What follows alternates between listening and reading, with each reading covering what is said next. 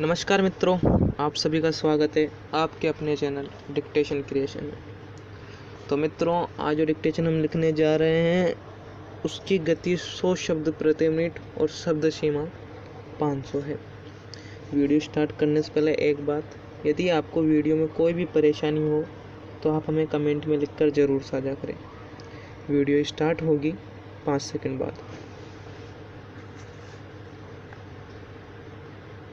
महोदय, प्रशासनिक हिंदी का आशय है राजकाज की हिंदी, सरकारी हिंदी, कार्यालयीन हिंदी। हिंदी के इस नवीन स्वरूप को मान्यता स्वतंत्रता के पश्चात मिली है। स्वतंत्रता संग्राम के दौरान हिंदी संपर्क भाषा एवं राष्ट्रभाषा के रूप में प्रतिष्ठित हो चुकी थी। वही हिंदी स्वतंत्रता के बाद राजकाज और प्रशासन के क्षेत्र में अपनी नई भूमिका के साथ अवतरित हुई। इस प्रकार हिंदी की एक नई विधा का आविर्भाव हुआ है, जो कालांतर में प्रशासनिक हिंदी के नाम से जानी जाने लगी। अर्थात हिंदी की एक नई प्रयुक्ति अस्तित्व में आई, जो कार्यालयीन हिंदी, राजकाज की हिंदी, सरकारी कामकाज की हिंदी आदि विविध नामों से प्रचलित हुई। पेरा प्रशासनिक हिंदी के विकास का काम संस्था के रूप में भारत सरकार में सन 1960 से प्रारंभ हुआ, जब केंद्रीय हिंदी निदेशालय की स्थापना हुई। सौभाग्य से मैं उस समय इस संस्था से जुड़ा हुआ था। मुझे याद है, उस समय हमारे पास कोई सहायक सामग्री नहीं होती थी, कोई मानक शब्दावली नहीं बनी थी जिससे हमें मार्गदर्शन मिल सके। ले देकर डॉक्टर रघुवीर का कोष था, जिससे हम यदाकदा सहायता लेते थे।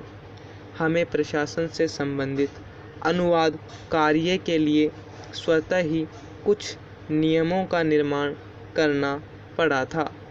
यूँ प्रशासनिक हिंदी में अनुवाद का प्रमुख स्थान है। अंग्रेजी शासन में जो सरकारी कामकाज हो रहा था, उसका रूपांतर हिंदी में जाना आवश्यक था।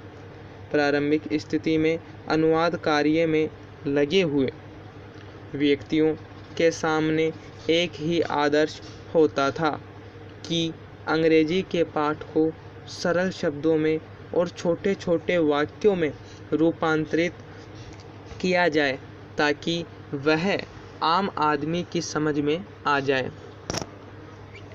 हम लोगों को यह बात समझ में आ गई थी कि अंग्रेजी शासन चलाने वाले लोगों की भाषा है, जिसको जनसाधारण तक पहुंचाने की कभी भी ज़रूरत महसूस नहीं की गई, जबकि उसे आम आदमी की छाया से बचाकर रखने की कोशिश की जाती रही। यह शासक और शासित के बीच अलगाव या दूरी रखने का प्रयत्न था।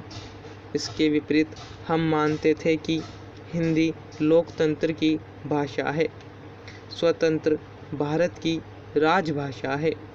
यह शासक और जनता के बीच सीधे संपर्क और संवाद के लिए वचनबद्ध है। हमारी कोशिश रहती थी कि अंग्रेजी और संस्कृत के भारी भरकम शब्दों का उपयोग न हो। लंबे वाक्यों को दो या दो से अधिक छोटे छोटे वाक्यों में बदलकर लिखा जाए। चूँकि शब्दावली नहीं बनी थी, इसलिए अनुवाद के साथ हमें शब्दावली निर्माण का कार्य भी करना होता था। उस समय के अनूदित प्रशासनिक साहित्य के कुछ नमूने आपको देखने को मिले तो आपको पता चलेगा कि उस समय की अनुवाद की भाषा अधिक सहज और सुबोध होती थी।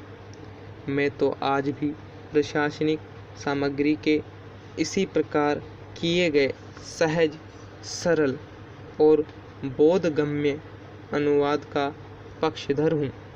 इस अनुवाद कार्य को अधिक व्यावहारिक तथा वैज्ञानिक रूप तब मिल सका जब भारत सरकार ने शब्दावली का निर्माण शुरू किया।